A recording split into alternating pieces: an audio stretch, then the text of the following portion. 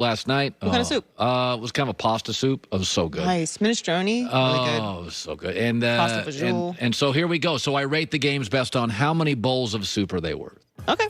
This is a big soup weekend. How many soups are you giving Cardinals Seahawks tonight?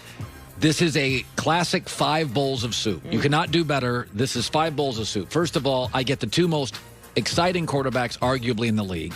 The number 1 scoring offense, Seattle. The number 1 total offense, Arizona. Murray has 29 offensive touchdowns, and Russell Wilson, 27, have accounted for the most offensive touchdowns by any players in the league tonight. And Seattle's defense is so poor that even if Seattle outplays Arizona, the Cardinals will keep it close because Seattle can't put anybody away. How many soups are you giving Falcons at Titans? I thought a lot about this. I wavered between 3 and 4, but I'm going to go 4. I think it's the most underrated soup game of the weekend.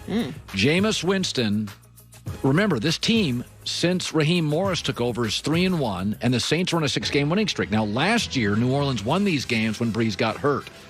Jameis, remember, led the NFL in passing yards and interceptions last year. So he's wildly productive, can be mistake-prone.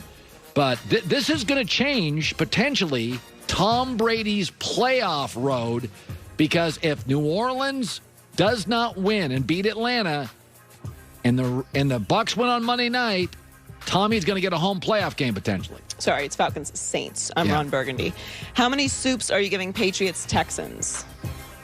Borderline 1, I give it only 2 because Cam Newton makes it 2 bowls. And by the way, not full bowls. Half a bowl. Almost makes 1 bowl. The Texans are 2-0 against the Jaguars, 0-7 against everybody else. But the AFC East has gone from terrible to kind of interesting. This may be the last Patriots game of the year that is interesting. But coming off the Ravens win, if they win again, now you have, oh, wait, defense, Cam's working. Did they find their identity last weekend? So for one more weekend, a Patriots game is 2 bowls of soup. How many soups, Eagles, Browns? A strong 3 full bowls of soup. Okay, so when Baker Mayfield and Cleveland have to win big games, it can kind of be a clown show. And Wentz and Baker have accounted since the start of 2019 for 30 giveaways. Only Jameis Winston and Daniel Jones have more. You're going to get turnovers. You're going to get errant throws. You're going to get some attitude. But I also think you have 2 really potentially good defensive lines that can mess things up for the quarterback. I think you're going to have a lot of mistakes here, and I like Philadelphia to win. How about Titans-Ravens? How many soups? This is 3 boring bowls of soup. It'll be like just if you had broth. But it's worth, because the teams are good, it deserves 3 bowls of soup. There's no flavor to this soup. It is like the high school soup. It's like pea soup. Yeah, so it's a rematch of the playoffs last year. Number 1 scoring defense, Ravens. Number 2 rushing offense, Ravens. A lot of running the ball. Here's the thing.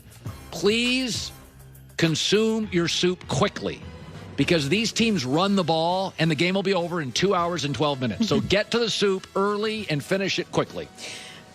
How many soups for Steelers, Jags? No soups. No soups? No. This is not worth soup. This is where you go out. And you know what this is? During a Sunday, you go talk to your wife, and you give her like 15 minutes, and you pretend like you really care about what she's doing, but what you're saying is, this game stinks. It's not worth soup. You're like, honey, what are you doing right now? Oh, tell me about it. And then you go back to watching games. Mike Tomlin would disagree. He thinks this is a very serious opponent. How many soups are you giving Packers-Colts? Went back and forth on this. Aaron Rodgers makes it 4 bowls of soup. So here's the thing, is that Aaron's a star, and I always watch Aaron games.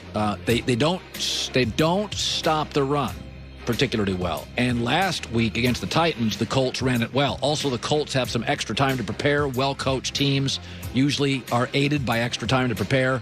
This is also the way Minnesota is playing now. Green Bay needs to win this game because Minnesota is playing really good football. And Minnesota is going to crush the Cowboys this week, or at least beat them. So this is not a game you can take lightly. If Green Bay gets toppled here and Minnesota wins, the Packers and the Vikings have split games. So this is a way more important game for Green Bay than people think. Chiefs, Raiders. How many soups? On the surface, you'd be like, it's a 2 bowl of soup game. I'm going to give it 4. Here's why. There's a revenge factor, Andy Reid and a bye factor. The Raiders keep winning these games. So what you have is the classic old-school Raiders pound the football, cocky, contrarian Raiders. And Andy Reid's like, we don't drive the bus around stadiums. That's not our style. So there's a little flair outside the normal game. Remember, Chiefs have won 7 straight road games. So it's funny about the Chiefs. I've actually thought they've played a couple of games in the last couple of years really poorly at home. Whatever it is, it's a great sign for Mahomes. He's been a very good road quarterback. I like the Chiefs this weekend. And I'll say this. I've watched them play several times. Mahomes is always fun in these games. These games are always good. Chiefs don't ride around stadiums. They ride to parades. Boom! How many soups are you giving Rams Bucks? If Goff plays well, I may be over-souping it here. I'm going to give it 5 bowls. I know I may be over-souping it. I'm going to end up with, you know what I'm going to end up with? Too much soup and not enough bread. And that's the worst. Or you have any bread left and you got bowls of soup and it's like, doesn't really work for me. No crackers left. I think it's more of a 4 because I have real concerns the Rams without left tackle Andrew Whitworth can move the ball. I have a feeling it could get ugly in this game. Remember now, here's what makes it interesting. First of all, there's a lot of stars. Aaron Donald's never sacked Tom Brady. I want to see that. The second thing is McVay's never lost a game leading at halftime, and they're 5-0 this year, Rams leading at halftime. The Bucs are 4-0 and leading at halftime. So the game will be decided at half. And my feeling is there's going to be a big play by the defense of the Buccaneers fairly early in this game. So I think the first half could be a 5-super. The second half could be a 2-super. That's dramatic. I know. Dramatic soup difference. The soup differential is significant in that one. So there you go. Very good weekend of games. The only 5-star for sure, really, is tonight. And I'll say this. I'm not supposed to say this. Blazing 5, it's not as good as last week. And I told you last week, I said it's the best numbers all week. And I was 4-1. In fact, I took the Vikings on Monday night and the Patriots on Sunday night. So I would have gone.